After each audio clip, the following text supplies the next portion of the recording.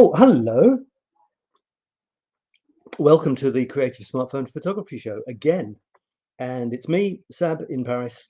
And I'm coming to you with a beautiful reflection in my glasses and a new mug, which says, happiness comes in waves. The last one said something like, not everyone who wanders is lost, which was from the Lake District. And this is from the Lake District too. Happiness comes in waves.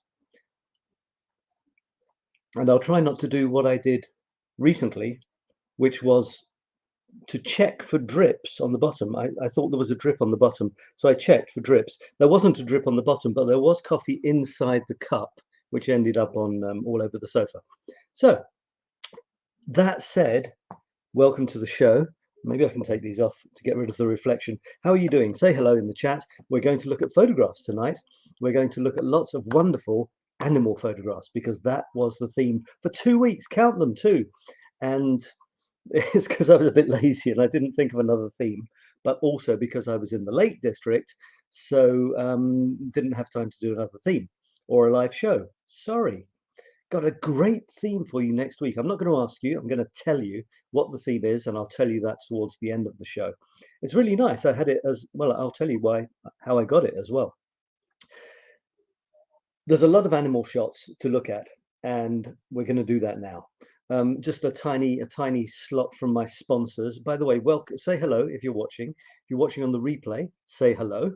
The word from my sponsors is just me going to share what the current thing I'm offering is.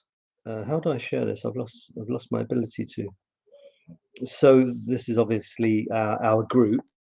The thing I'm promoting at the moment, this will last for 10 seconds, is my Paris Connoisseurs, my Curious Connoisseurs Paris Masterclass. If you want to know everything I know about Paris with my original photographs and my original texts and become a true Paris guru, check this out. parissetmefree.com/master. It's my latest baby. Right, now let's get back to the show. Who said hello? Someone has said hello. And the person who has said hello is Dorothy. Hello, Dorothy. Dorothy, you have produced some beautiful photographs in the last little while, and some very nice grids as well. So let's have a look, shall we? Now, how do I do this? I'm sharing here. Okay. So what I'm going to do is, you've been putting the hashtag animals. Well, from now on, I'm only going to look at photographs with the hashtag animals because it's easier. So I'm going to click on the little thing here, search this group. I'm going to put hashtag animals. And if everything goes according to plan, I have all of your animal photographs and nothing else. Does that sound good to you? All right, I'll take these glasses off. Oh, it's hot today in Paris. What's it like where you are? Is it hot? Dorothy, I know you're in the south of France. I think it might be very hot where you are. Hot for dogs running around as well. This is Dorothy's friend's dog. She said she had the honor of guarding or looking after her neighbor's dog. This dog is lovely, and you've done some beautiful compositions and some grids with the dog. Is the dog hunting the lizards? That could be. I enjoyed watching the dog having fun. Is it a friendly dog? Looks like a very, very nice friendly dog. Actually, what I'm going to do is I'm going to go down to the bottom. So I go in the order that I received these. That's the idea anyway. Those are my ducks. Can you see them? I was a bit disappointed because I went to the Lake District and I thought I would take lots of shots of animals. I took a few, but I didn't have time to actually submit them. So maybe I will over the next few months. All right, so here we are on the hashtag animals. And you can see lots of lovely shots here. Now, what do? Do I try to find something original to say about every animal shot? Or do I just maybe say one thing that I like about each shot that you've contributed? Otherwise, it could take a long time. I'd like to show you some of my photographs, and I'd like to show you some other photographs as well. All right, so this is where the theme started. By the way, did you find it easy to take shots of animals, or was it difficult to find an animal that you liked or was happy to have its photograph taken? Did you prefer big fluffy animals like cats and dogs and sheep and cows, or did you prefer tiny little insects and things like that? Okay, so I think we're at the start of the animal shots here. All right, so this is from Anguilla in Greece, and it's a bird on a wire. And this reminded me, I did a poem once called Love on a Wire, and I meant to contribute it, and I haven't. So that's a lovely start. Anguilla is good at atmospheric shots, and this is no exception. So as you see, I'm going to go as fast as I can. What I love about this, they're all looking you in the eye. These are Anguilla's cats, or cats she knows. 3 different looks, 3 different moods, and they are 3 different cats, I would say, and they're all looking directly at you. Isn't that amazing? Go for that. A cat looking directly at you is impressive in its own right. It doesn't have to do anything. It's amazing. So this one here on the top right has got lovely markings. Can you see that? Okay, is it coming through? Yeah, look at that, beautiful. I must admit, I am a big fan of cats, looking at cats, stroking cats, and they seem to understand that I like them. They often let me stroke them. So okay, can I get rid of that, or is it going to be annoying?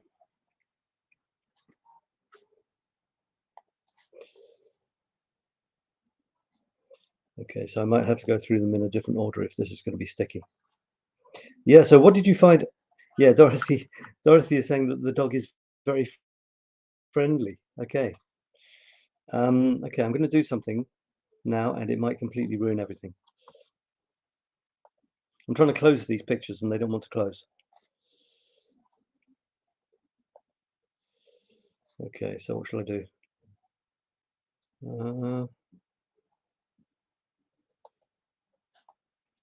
Bear with me. Okay, I seem to have got back here. All right. This is incredibly cute, Dorothy. How did you manage this? Dare I unfold? Is she kind? The hedgehog scouted a little first before he or she reached out and stepped into the hedge. So it was curled up in case there was danger. Then it decided there wasn't danger, and then it went off into the hedge. So cute, isn't it? So you have lots of different types of animals near you, don't you, Dorothy? It's quite amazing. That's very cute, and it's nice to have an animal that isn't just a cat or a dog. This one is from Jean. Jean has lots of interesting animals, especially birds, and squirrels are famous for being amazing acrobats and getting to the food, however difficult it might be. And this one managed. There's even been shows on the BBC. I remember seeing shows about how amazing squirrels are at getting at food, and they're like the best acrobats you've ever seen in the world. I don't see many squirrels around, actually. In France, you do get red squirrels, but like in Britain, the grey squirrels have dominated the red squirrels, unfortunately. Nazanin contributing, I think she only contributed one this week, but it's a nice one. I often take photographs of birds on statues' heads. I don't know if I'm taking a picture of the bird or the statue. It just seems that the statue is more interesting with the bird on it, and the bird is more interesting with the statue under it. So now she's looking up into the sky here. The building's a little dark, so I would say, Nazanin, possibly you could brighten up the building, and even the statue is probably white, and here it looks a kind of grey. So you might want to play with the exposure there. When you're shooting into the sky with a lot of light, it's going to make the photograph darker. So you need to anticipate that beforehand and make the photo a bit lighter. If you don't anticipate, you can make the photograph lighter afterwards. You can go into an app like Snapseed, and you can just put up the dark bits. You could just make the building lighter, and maybe the foliage, you see the feathers on the bird could be a little bit lighter. So because it's not quite a silhouette, but it's not quite fully exposed either. But I love it. I do like that a lot. It's great. So that was me saying the theme is that. This one is Beatrice, who is saying a lot of pubs in Keswick, in the Lake District, even for dogs. This was funny. This was there are so many dogs in Keswick. Keswick is in the north of England. It's not quite Scotland. They are famous for being a dog-friendly town. They say they are the most dog-friendly town in Britain, which means they're trying to attract people with dogs to the town for holidays, and it works. There's dogs everywhere. So you're walking in the street and there's a dog bar. You know, there's just different bowls there for dogs that are passing, which is nice. Now this is getting very artistic, isn't it? From Jean. I posted 2 photos of my Maddie, so I think I should post at least one of my mischievous Linus. Sorry, I forgot to blow them up, but I'm a bit nervous that they're not going to blow down again. That's absolutely gorgeous, isn't it? Stunning cat picture. And I love the way you've put the white vignette around the edge. Then you've got a black line, which is absolutely amazing. Now, for a cat, I don't know what you did. Maybe it's posting it to Facebook that does something to the quality. A cat, especially if it's your cat, normally is basically the ideal subject for a portrait, because it sits there, it'll look at you, you can be completely close to it, it doesn't move, you should have pin sharp focus. So this isn't pin sharp, so I'm wondering why. And would it be better if it was pin sharp? It may be that the effect you've used makes it soft focus. You know, fine. It's a choice. Absolutely stunning cat. What is that, a Persian cat or something? Yeah, I've got this problem where it won't go back to the page before. Oh, okay, that's done it. By the way, if you're watching the replay, please say hello and comment on any photographs you like. So what I'd like you to do is, when you see a photograph you've got a comment on, please comment, because it helps you learn. Because if you like, even it helps you learn about what you like. So if you see a photograph where you particularly like something, you know, the type of lighting, the composition, whatever it is, the angles, make a comment and say which photograph it is, whose photograph, otherwise I won't know, or we won't know, and then why you like it. So here, for example, I'm just going to imagine a comment. So I would say something like, the reason I like this is because I like the second pigeon looking at the first one. It's like the second one on the left is saying, you know, well, are you going to fly or what? Or what are you doing? You know, or come back here and keep the eggs warm. So I love the fact that there's a second one kind of looking at what the first one is doing. I like this angle. It's very pure. There's this lovely colorful angle, lovely color, lovely angle, and 2 birds on it and not much else. A couple of lines, lovely effect. I like that one. This is from Bear, and it's a sheep in 𝘚𝘢𝑣'𝗴 Mountain in the Lake District. So 𝘚𝘢𝑣'𝗴 is a mountain in the Lake District, which we climbed up. It's not the tiniest one. It's an impressive one. It looks really good, but it's not like, you know, a day's trek. And there was a beautiful moment where there was just a lone sheep on the horizon, the hillside horizon. So it was against the sky. And you've got these 2 lovely angles. You've got this lovely sloping angle on the main hill, the green one, from just above the middle on the right to just below the middle on the left. And then you've got the sheep, which fills in the space here. And to contrast it, you've got a little dark thing. So you know that it's mountains going to mountains going to mountains. So that's really lovely. I'm a bit jealous about this because I tried to take a similar photograph and I got half a sheep and somebody else's head. And so this is the photograph I would like to have taken. I love the fact you can see detail in the clouds as well. You might say there's a lot of cloud, you know, which isn't doing much. There's a lot of green, like the bottom third of the photograph. Should I cut off the bottom third? No, I'd say no in this case. I know I often do say that. In this case, I would say no, because you're in a vastness. You're on a big hill in the middle of nowhere. There's mountains in the distance. You want to feel that things are big, and the sheep isn't too small, but it's not huge in the shot as well. It's not a picture of a sheep.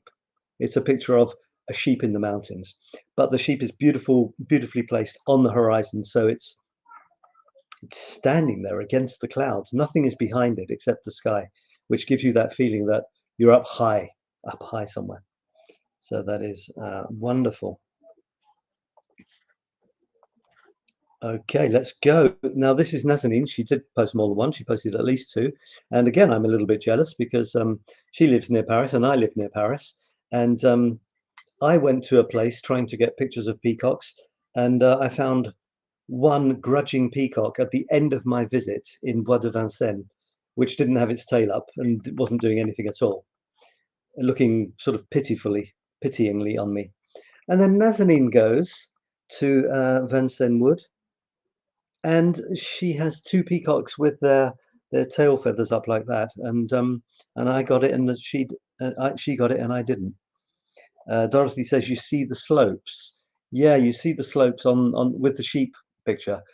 That you need the slopes, the curves. It's not flat. Yeah, you've got one and you've got another. So there you go. Wonderful. And there's another one here. So this is interesting because there's a story. You've got, why are their tails up? Why have two guys got their tails up?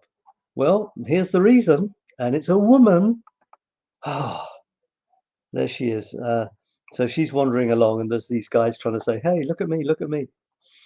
Let me just blow that up for to see if we can get that a bit bigger.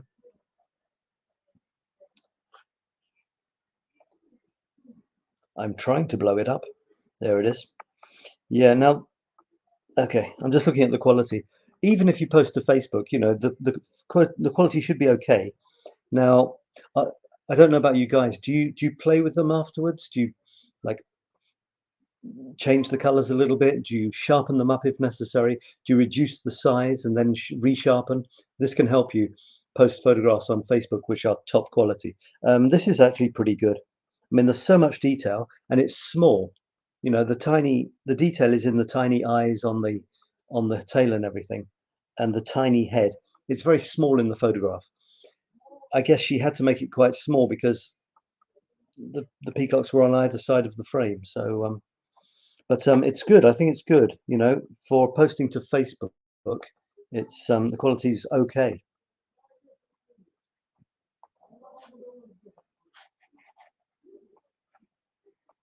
All right, let's chug down again. This is an interesting story from Nazanin. I said I think she only posted one, and I'm already up to three. It's amazing. She had this big event, like a bird gets stuck in her house, and she managed to get a picture of it flying into the door. So, you know, there's a bit of a photographer's spirit there, Nazanin.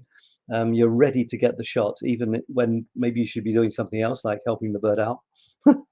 So, sneaked into our sitting room and couldn't find its way out. It kept hitting itself on the glass window. Oh my God, thinking it was a free space. Oh dear. So I'm glad you got it out. I think in the end of the story was happy and you got it out. Let's see if I can blow that up. Yeah, you know, pictures with stories are great. Try and have a story in your pictures. Actually, in the blurb for today's show, the question I said I would answer, which I always forget, was how can you make your animal shots much more interesting? Well, one way of doing that is treating the animal like a subject. One way to do that is getting in close, just like you would a human. Well, you would if you're a good portrait photographer. You would get in close. You would treat them like a human. You would try to show some sort of personality, and um, try to show some sort of emotion if possible. It's not always easy on like an insect. How could you show emotion? Well, you could maybe invent an emotion, which you could put in the text, or you could create a scenario where there's clearly a story, like Nazanin did here. Well, she didn't necessarily create it, but she captured it. You know, the two guys have got their tails up, but isn't it much more interesting that there's a woman that they're trying to impress? Without that, it would be, oh yes, how nice. But here's the lady, she's walking, and the guys are saying, yeah, me, look at me. So that's the sort of thing that can make your shots much more interesting, a story. Here's a trapped bird. It's not just a bird. You know, how many pictures of pigeons have I taken which have been pictures of pigeons? This is a bird trapped, panicking, trying to get out. And instead of helping it, Nazanin was taking pictures. No, I'm kidding. Okay, here's one. Dorothy.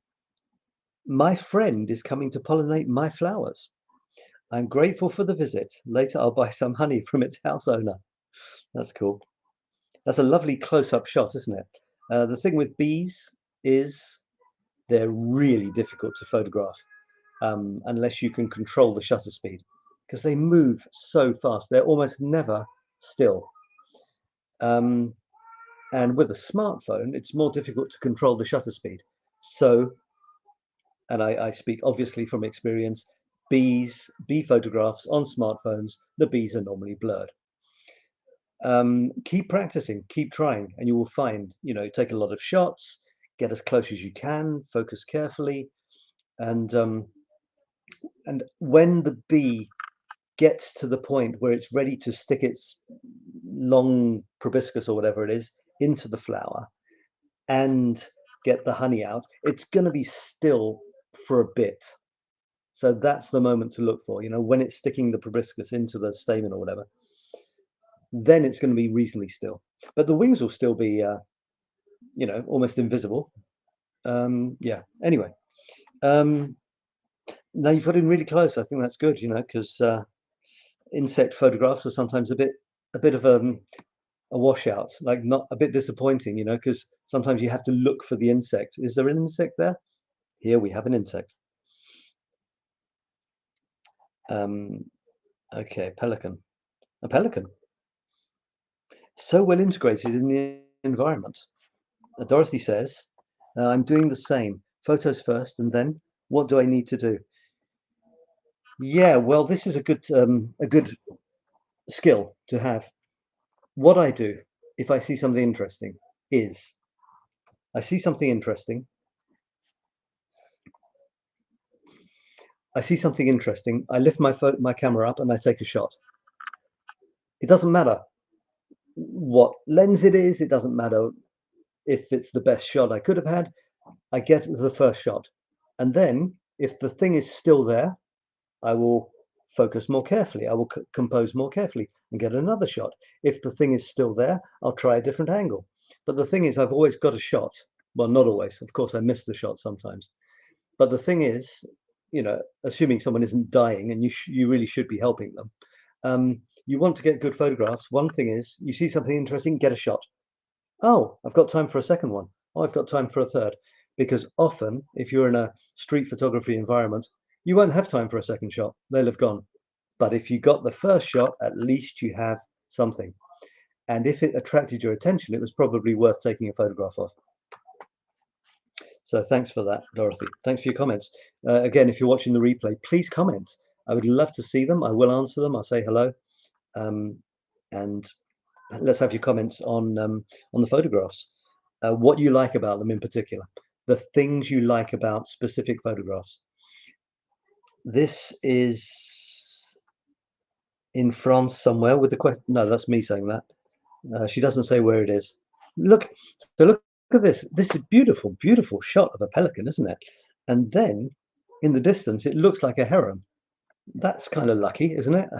A pelican posing and a heron just sort of hanging out to make the photograph more interesting. If anything, I would crop the top and the right-hand side a little bit, because if you think about it, maybe you want the sky. I get that, but possibly you don't need all of this stuff on the right. Let me make that bigger. Yeah, you possibly don't need all of that stuff on the right. It might make, but great photograph. Love it. All right, how are we doing for time? Now this one I really like from Dorothy. Why? Because the thing, what is it? I have a couple of these in my garden, now well hidden, as the dogs and cats love to chase them. Is it a frog? I think it's a frog. So I love this because the frog is really sharp and the background is fuzzy, and it also looks like the frog is looking at something, maybe a fly that it's going to stick its tongue out and grab. Of course, it would be probably too much to ask to see something that it's thinking of grabbing. This would be more like professional nature photography. But it really looks like if we just looked a little bit to the left, we would see what it's looking at. Maybe it's not. Maybe it's just sunbathing. So that's really good. On a smartphone, you can If you get really close to something, the background will probably be a bit fuzzy. But you can use the portrait setting as well, which the job of the portrait setting is to throw the background out. It just has to know what the subject is. You can tap on the subject so that it knows what's supposed to be sharp. And this is Angela in her sort of random average sort of scenery that she sees. Maybe she was on, oh no, she was on summer. She was on holiday on a ship, chasing a successful snapshot of a seagull flying around us. So she she got a shot of a flying cookie and a seagull seconds before it grabbed it in its mouth. That's a great shot. I'm not sure if you should be feeding cookies to seagulls. Was it a sardine flavored cookie, Angela? But great, you know, an action shot. I'll leave it at that. I'll just blow it up so that we've got that for posterity. Okay. Then we have, this looks like a professional nature photograph, doesn't it? Local forest preserve looking for deer, became up empty-handed. And I did manage to capture this photo of an eastern kingbird. This is a first for me. It's amazing, Jean. I'm always so in awe of how many different species of bird you have when you're walking around.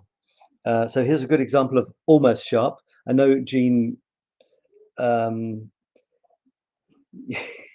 know, I'm not being mean or anything, but and I know how difficult it is. I would never, if I walked in the fields near me, I would never be able to get a shot like this. For a start, there are hardly any birds, and if there were, it's amazing that you get it. The only thing is, how could you make it sharper?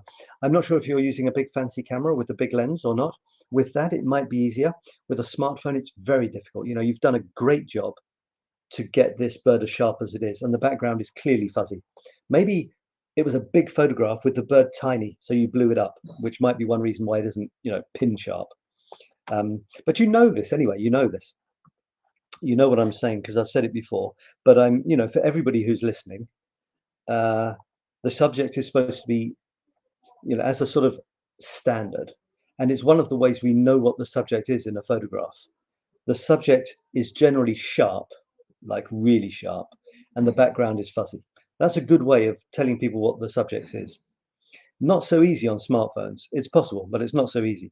If you've got a big SLR, yeah, absolutely, you can easily do that. So sometimes the smartphone, there's software which can sort of digitally make what it thinks the background is fuzzy, but it's not the same as literally you're focusing on the bird and a few centimeters behind the bird, it automatically goes fuzzy. It's not the same thing. Digital depth of field and sharpness is not the same thing. And sometimes digital, when it's digital, tries to work out what's the foreground and makes that sharp and what's the background. Often digital cameras, they get it wrong because they don't really know, you know, they're dumb. They've got algorithms, but they're guessing, you know, here's a subject, I think that's a subject, I'll make that sharp. But then sometimes there's things that should be sharp and aren't, and vice versa. Interesting, isn't it? And this is a bunch of mishmash from Jean. But if you look carefully, you'll see it's not just mishmash. Ha ha! We have two friends hiding here. Incredible camouflage, isn't it? The green of these toads, bullfrogs in the reeds. The green is exactly the same color as the reeds. Long, thin green strips, and the brown of the bodies is kind of the same as the water. That is amazing. I wish there's a lake near me, and in the evenings there's a few minutes when suddenly there's a lot of rah, rah, rah, rah, rah, rah, and I think it's the call of either the toads or frogs or birds, but I've never seen them. And when I go near them, dead silence. Silence falls like a theatre curtain. I don't know. I'm trying to think of things that falls like autumn leaves. There you are. And I can't find what was making the noise. And thanks for the you know, the personal touch. It was a beautiful day to enjoy Mother Nature with our daughter and her fiance. That's beautiful, Jean. Thanks for sharing that, because, you know, I say I don't want naked shots.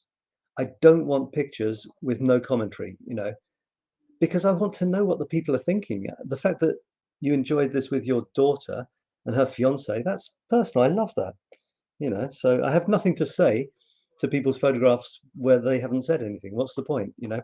It's about sharing, and it's about finding out more about people in our group.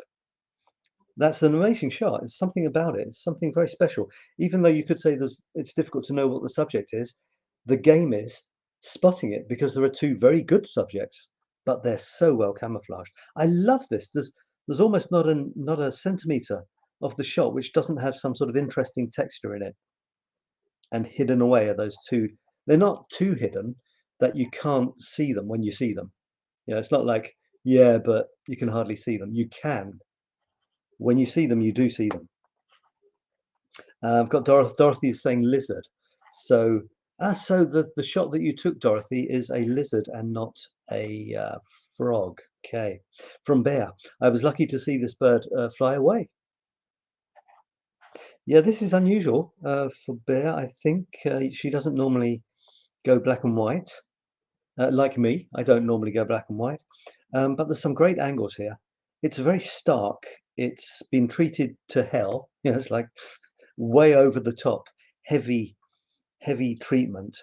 So it's a very stark image. The bird is a silhouette. It looks like a dive bomber. And just these strong angles, the curious three chimneys, and it's just a very strong atmospheric shot. I try to push myself to publish more black and white shots or monochrome shots. In other words, instead of just, well, not color, where there's only one predominant color, like tones of pink or tones of blue or tones of green or tones of sepia, which is brown, sort of browny orange color, or tones of gray. Do you remember recently we did a black and white week? It was so cool. I decided to Paris photo chapter. My chapters look like this. I decided to do a chapter which is 9 days, 9 photographs in black and white, and it was such fun because I allowed myself to do it. These days, I'm often, for example, I've got a new shot which I've done a version which is in some sort of black and white. It's great. I love it. So I think I'm going to publish that individually. It's not going to be the one I choose for the Paris Photo Chronicles, but I'm going to publish it. You know, I kind of get stuck. I think, oh, well, I can only publish one photograph. No, I tell people, try to choose the best photograph of a subject you like and just publish that one, you know.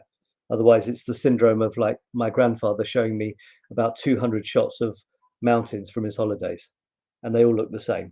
You don't want to go there. But if there are 2 versions that you love the same shot, absolutely, you know. Okay, where are we? This is apparently Bear's daughter, Roxanne, is in love with Jean's dog. She finds it very cute indeed. I don't know. Ugly dog. Doesn't look friendly. Probably bites. Probably yaps a lot. You know. But anyway, you know, you can't have everything. Jean. Again, here's Jean. 2 shots of a large turtle swimming underwater at a local nature park. When reviewing the photos, I was surprised at the pretty pastel colors of the lily pads. It's absolutely beautiful. I don't know if you played around with the colors, but the colors are just ridiculously beautiful. I love every one of those tones. It's sort of pastely metallic. I don't know how to describe it. It's just beautiful. You've got pinks, purples, and blues, which are, by the way, my 3 sort of fetish colors. And there's the turtle, of course. There's a yellow one in there for a bit of contrast. Just beautiful. Oh, that's good as well, isn't it? That's so nice. All right, what's next? I'm going to try and go faster, although it's going to be very difficult. I wanted to show you some of my latest photographs. Trying to come back to All right, we've got a very striking silhouette shot. A barn swallow as he flew over the open pond waters. Okay, it's amazing. Yeah, amazing shot. Is it really behind? Is it in front of the sun or something? Because detailed silhouette, beautiful tail. I'm just wondering how you got this effect. Did you literally, was it in front of the sun, or is this a special effect that you used? Whatever the case, it's very impressive. I should blow these up as I'm talking about them. Okay, it's quite small actually. The original seems to be quite small. Yeah, maybe you had to blow it up a lot to because it was probably quite small in your shot. Angular, don't know all the bird species, only the most common, such as hawks, blackbirds, nightingales, swallows, pigeons, and sparrows. Well, that's a lot already, isn't it?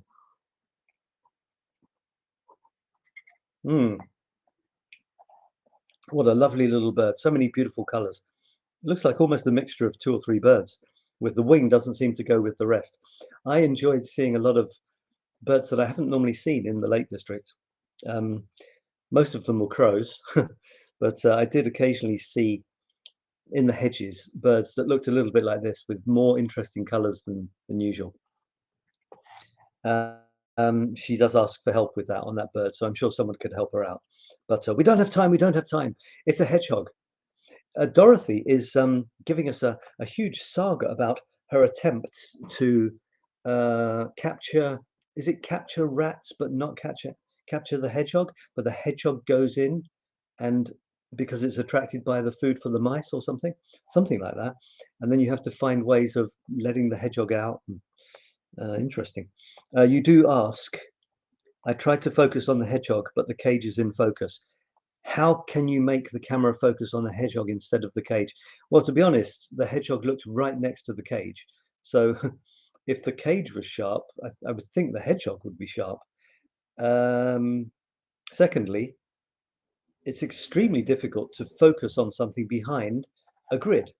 The camera will see all of these pieces of metal, and it'll say, well, that's clearly the thing that should be in focus, and it'll make it in focus. So yeah, it's a very difficult subject. I would just suggest if you're far away enough, not too close, then if you get the cage sharp, the hedgehog's going to be sharp. The depth of field, the amount of distance which is in focus is going to be okay, especially on a smartphone. Practically everything is in focus on a smartphone. So unless you're taking it with a big fancy SLR camera, I don't see why that's a problem. To be honest, if I look at this closely, it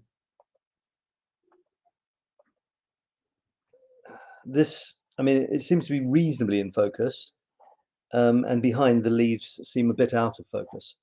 But the hedgehog doesn't seem any less in focus than the wire. The wire doesn't seem totally in focus, and the hedgehog doesn't seem totally in focus either. It could be for various reasons. But trying to get the hedgehog in focus and these wires not in focus, I literally wouldn't even go there. Open the door and let him stick his head out and focus on his nose. That's probably the best thing. Because a hedgehog in a cage, it's just like a blob in a cage. You can't even see its eyes. So, it's not the most amazing sort of subject, because like the hedgehog shot before, you could see its little eyes and its little nose. We want to see the eyes of a subject. We want to feel that we're communicating with it. And this is just a ball of spikes. But well done, for asking the question, for thinking about it, and for taking the shot. Any shot taken is a success. This is in the Lake District from 𝗚𝗏, and walking up a hill. And I told you that 𝘚𝘢𝗣, where my parents live, is the home of dog holidays. So, and there are dogs everywhere. Here's a couple walking up a hill in front of us with 2 dogs. You've got the mountains on the right. Now this is up on the top of 𝘚𝗏𝗏𝗏𝗏𝗏𝗏𝗏, beautiful mountain near 𝘚𝗏𝗏𝗏𝗏𝗏, next to 𝘚𝗏𝗏𝗏𝗏𝗏, where we were staying. And you look at that, isn't that a beautiful mountain ridge that we came up there? And then this is the top. And there were dogs right on top as well.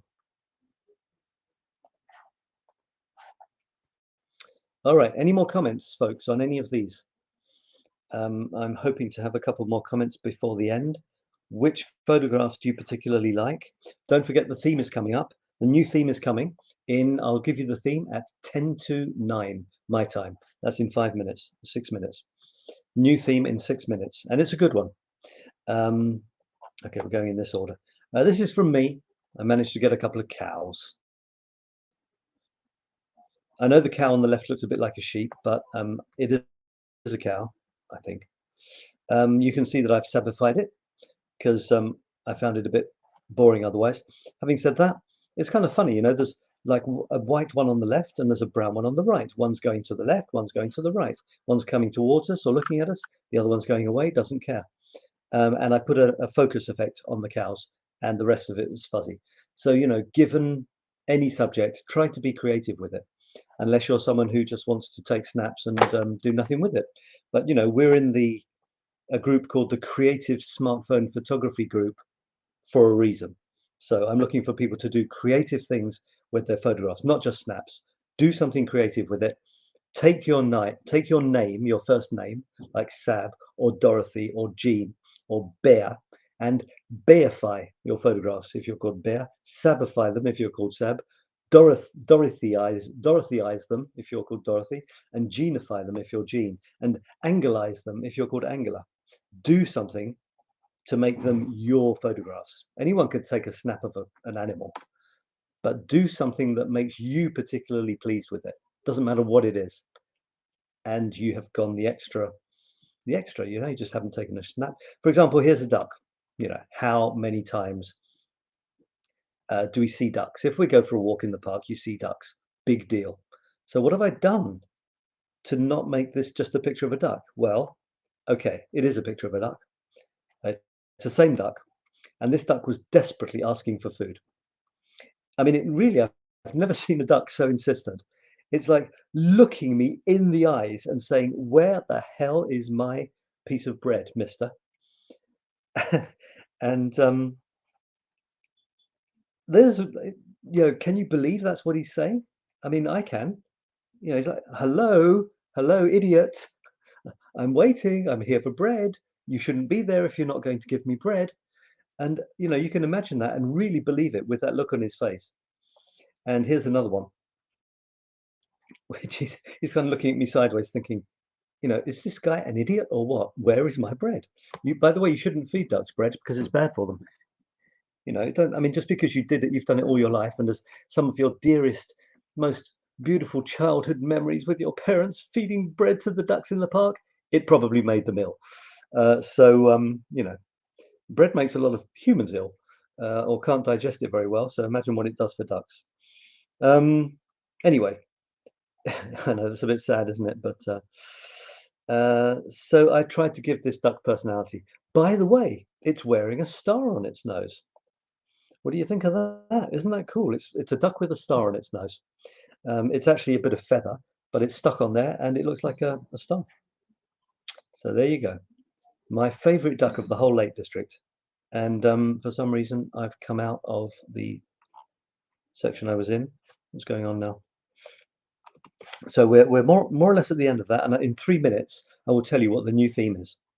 Okay, I'll go in this direction now. I must, where are we? Here we are. I must admit, Dorothy did something very special. That's me live.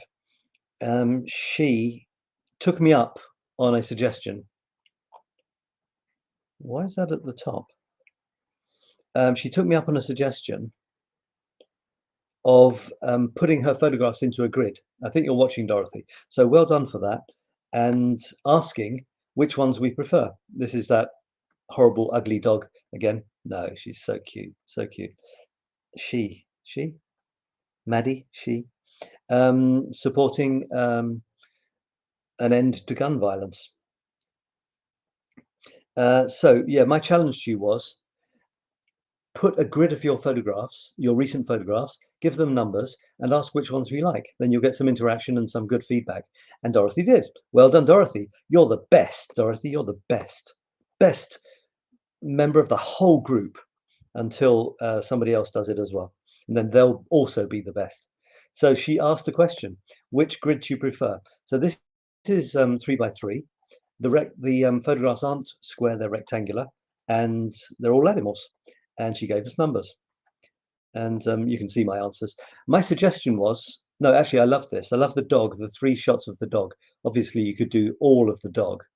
And then you want to decide, you know, do you want there to be some sort of link between all the photographs or not? For example, this bird one, it's not in the same style as the rest. I think you agree, because the others are quite natural. This one is, you know, very stylized. And I thought she could do a sort of Andy Warhol thing where she does 9 shots, the same shot in different colors. That could be pretty amazing. Love this dog in the middle. Beautiful. And I suggested on the other grid, where's the other grid? I don't know. The other grid is here. So she tried something different. She had a big picture of the dog at the top and obviously had to sacrifice some others. This red one on the bottom left, it doesn't seem to fit in. It's very strong colors and it kind of drags you down to the left, and it's not balanced with another very bright picture on the right. So you discover what looks good by trying. So try. You know, you don't know what's going to look good, so try. I would say possibly this grid is dominated by this bottom left red. So maybe you could have one, unless you like it, you know, you could have one which is a little bit softer colors that goes with the rest. I suggested that this dog picture in the bottom right would be amazing as the top picture. This one is nice. It fits the rectangular form, but I'm not sure what it's doing. It's not as sharp. You can't see its eyes very well. You know, we love eyes. This one in the middle is wonderful, by the way. Oh, it says press escape to close. Maybe I can press escape. So she did a new one with this one at the top. Is it the same photograph? Actually, maybe it's not the same photograph. I pressed escape and it got me out. That's good. Is it the same photograph as this? I'm not sure if it is. This one looks like it's been treated a bit more. There's that one with the door behind, the paws hanging over, and this one. No, I don't think it's the same shot. This one, in the other one, he's looking up, and this one, he's looking more straight ahead. But you can see he looks like a lovely, gentle dog. His eyes look great. So I love that at the top. And she says that, Dorothy, you said that you tried different layouts and things, and you learned a lot. So there you go. You've got 2 birds here, and then you've got 3 mammals at the bottom. Great, well done for trying. And you're trying a red background as well. What do you think? Do you like the red background, or was it just a quick thing that you did to do that? All right, so I think we're at the end. Thank you, everybody, for that. And I think there's another one from Bear. Hang on. Yeah, I think we're at the end there. Okay, so this is a lovely one to finish on. That's not me in the photograph. I would probably be running up one of those trails. She used it to develop a metaphor, and the metaphor was something like life is full of choices, from the simplest to the most complicated. And I love it when you take one aspect of your art and you extend it to something else. So she took a photograph of hers and she applied it to a metaphor. You know, which path would you take? Maybe the one going diagonally across seems easier, but this one and this one seems more extreme, but maybe this one on the right would be more exciting. And you're still going up to this sort of mystical horizon, you know, what's over the edge there. And this guy looks like he's wondering, which one am I going to do? I love he's down slightly off to the left there. It's a very nice composition. You've got the tops of the hills. If you didn't have the tops of the hills in the top right, you'd lose the power, I think, of the shot, because you wouldn't really have an idea of completeness. So I like the fact there are very pale tops of hills. You know, it's a long way off. Maybe it's doable, but yeah, beautiful. And the person, the human. Without the human, the shot would be much, much weaker. There he is. Which path did he take? the path less trodden, or what's the expression? All right, so that is okay, hang on, here we are. So Dorothy is saying, I love cows in the fields. Yeah, oh good. Yeah, I'm glad you like them. I had some other shots as well. Maybe they'll show up shortly. And Facebook user. So this is maybe I'm not sure who you are, Facebook user. Could be Jean or someone, or Nazanin. And someone is saying Dorothy, yeah, but we don't know who they are. And Facebook user says all pictures on the same theme or not. I'm not quite sure what you mean. By the way, if you've just started watching, I can see someone's just joined. Say hello. We're not going to go on for much longer. 5 minutes, maybe 10 minutes max, and we're going to do other things for the evening. And so the next theme, I will tell you what it is now. The next theme is, let's blow that up as a background for that, and then blow me up and get rid of that. So the next theme will be bridges. Bridges as the next theme. I thought of bridges because I saw this on the BBC. Your pictures on the theme of bridges. So the BBC, they often have a theme. I think there's a weekly theme. And I thought, that's cool. I've got a lot of bridges in Paris, and probably most people have got some sort of bridge. So I'm just going to have a quick look at these photographs.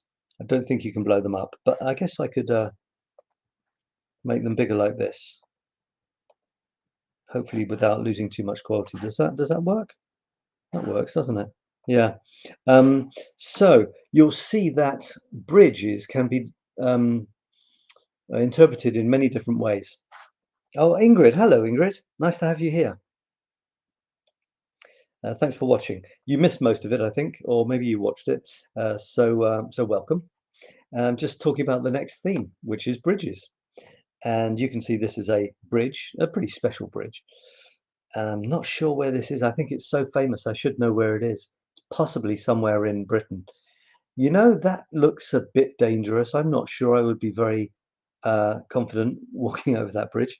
It looks like the stones are it's staying up by the sheer pressure of the stones against each other. And if you jumped too hard, anyway, I won't go into details. There's a bridge. It's obviously a bridge. There's no person on it, but there's a river running under it. Possibly a longer exposure on a tripod to get the effect of the water starting to look a bit creamy, and that sort of classic technique. Although sometimes it can look almost artificial. Now here's a good example of interpreting the word bridge in a different way. It's on Anglesey. It's an island off Wales, using branches as bridges through the treetops. There's a problem for red squirrels because grey squirrels tend to take their habitat, and they're much better at succeeding. I think they eat not only the same food as red squirrels, but they eat other food as well. So they've got more possible food supply. I think they also get a disease which kills red squirrels, but which doesn't kill them. So poor red squirrels. But we do have red squirrels in France, so that's something. This is obviously a very impressive bridge, Forth Bridge. So this is in Britain, the Forth Bridge. I think it's in Scotland, the Forth Bridge.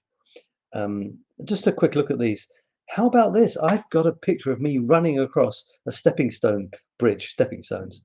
But you know, yeah, that could be a bridge. In fact, I'm going to put that as my first photograph, me crossing a stepping stone bridge on the theme of bridges. Do you think you've got bridges of some sort or other that you could take pictures of? I'm thinking Dorothy would probably find a bridge with like a twig with ants walking across the bridge. Oh my God, look at that. I didn't see this photograph. And it's some sort of rope or a piece of string with an ant using it as a bridge. So you can go as big as you want or as small as you want on the theme of bridges. They can be artificial or man-made. No, that's the same. They can be natural or man-made. They can be nice sort of natural ones in nature. Obviously, a bridge is meant to not just to complete the gap, to fill the gap between two things, but it's to let people normally get across, or animals. So it would obviously be nice to have some shots with the bridge being used. So that's impressive. Okay, the bridge is obviously not being used that we can see, but what an incredible photograph in the mist. And you know, amazing for reflections. Bridges often go over water, so you can get reflections of boats and the bridges.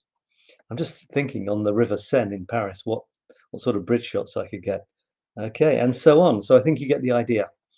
There you go. So bridges, what do you think? Does that sound good to you? All right. A dragon under the bridge, says Dorothy. I want to see it. I want to see the photograph, Dorothy. And this is Dorothy saying, you're right. I just thought of ants using my fence as a bridge. Yeah, cool. All right. It's time to stop. I will quickly show you. I won't show you this. I'll show you the three photographs that are coming up. I think I've talked about these. This is my latest grid. I'm way behind because of the Lake District. These are the three photographs that I've done so far in this grid, the new one. This is on a replacement bus to replace the train, which wasn't working. In the suburbs of Paris, the far suburbs, you suddenly come across a strange sculpture of the Eiffel Tower in the middle of nowhere. Well, you know, you do sometimes. And I captured it. I got a picture of it. So that's it's a grab shot through the window. I was moving, but I managed to do something with it. That used to be on the banks of the Canal Saint-Martin for about a few months, and then I don't know why they moved it. Why would they move it, the idiots? Is it now it's somewhere that no one's ever going to see it? Yeah, but it should have stayed on the banks of the canal. It was great. This one it looks like a weapon. Yeah, you're talking about the Eiffel Tower thing. The Eiffel Tower. It's quite scary, isn't it? Very, very menacing. It looks like a rocket. But you can see it's clearly, I'm sure it's an artistic rendering of the Eiffel Tower. I made this a 𝗏𝗏𝗏𝗏 quiz, 𝗏𝗏𝗏𝗏 on in my Paris things. So it's obviously in Paris. It's actually underneath the Eiffel Tower, and it's a plaque that was a relatively recent plaque commemorating the school children or college kids who resisted the Nazi occupation in one way or another. It's underneath the Arc de Triomphe. Did I say Eiffel Tower? Underneath the Arc de Triomphe, and it was put there by President Sarkozy in 2010, I think. I found an effect which I really like. The plaque in itself is, you know, what a plaque is normally like, a bit boring. But I found an effect. I sabified it in a certain way that I really like. So, and the foot. Well, the foot, you know, it's one of those things. It's like a bridge without anyone going across it.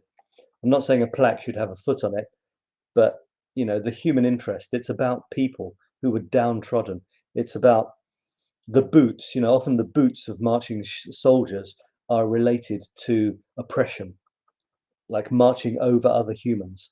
So now you've got a boot that is marching over the word Nazi almost. So it's a bit like in Paris. There's a bridge which is called Bridge de la Concorde or something like this, Concorde Bridge, and it's made of some of the stones from the Bastille. The Bastille was the old prison, a fortress and a prison, which got torn down after the French Revolution, and they decided to use some of the stones in a bridge, Paris Bridge, a new Paris Bridge, because that meant that the people of Paris could always could stamp on top of the Bastille prison, which was such a hated symbol for sort of authoritarianism, the royal ruling, you know, and stuff like that. So so there you go. You know, there's symbolism there. And then the last one I'll show you is this.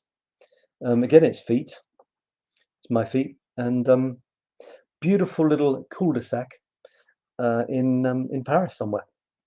I just looked down, and okay, I've sabified it a bit, so I've made the colours a bit stronger. I realised that the natural colours were not far from this. It was just such lovely blocks of stone, and then you had the rose petals, the blue jeans, the green foliage and the bike wheel. And it was in a lovely little secret street in Paris. So, you know, it's my feet, but I like it. I think it's a beautiful shot. So, you know, look up, look down. Don't always look straight ahead. And whatever you do, if you want to take a photograph which takes your photography out of the norm, do not see something interesting, lift your camera and take a shot straight ahead from eye level. Just don't do that. Do something else and your shot will be different. Okay, so here we are. You learned me a new thing, Sab. Thanks to you. Okay, I think that's probably Ingrid then. Thanks, Ingrid. What did I teach you? What did I teach you? Something about Paris or something about photography? All right, folks. So that's everything. Just a word from the sponsors, which, as usual, at the moment, it's my Paris Masterclass, which has started. It starts officially next January, but I'm producing material in the pre-launch period now. There is new Paris curiosities and photographs exclusively for the Masterclass now. And if you join now, you get a massive, great deal if you want to become a Paris guru, as much as I can make you one. So check that out if you like, parissetmefree.com/master, and become a Paris guru with me. Otherwise, I will see you same time, same place next week. Thanks for watching. Thanks for watching the replay. Ingrid is saying about the Concorde Bridge. Yeah, it's a very interesting story, and there are plenty. That, for example, will be a Paris curiosity in my Paris Masterclass, and there will be hundreds of stories like that. And she's smiling, which is a good thing. It's good to smile. All right, so I will see you same time next week, if you like, or on the replay. Thanks for watching. You can comment more. The theme is bridges. Tell your friends, get them to join the group. Take photographs of bridges, any sort of bridges. Real ones, metaphorical ones, tiny ones, insect ones, huge ones. And I can't wait to see what you come up with. See you again soon. Bye for now. Cheers. And remember, happiness comes in waves. So here's one.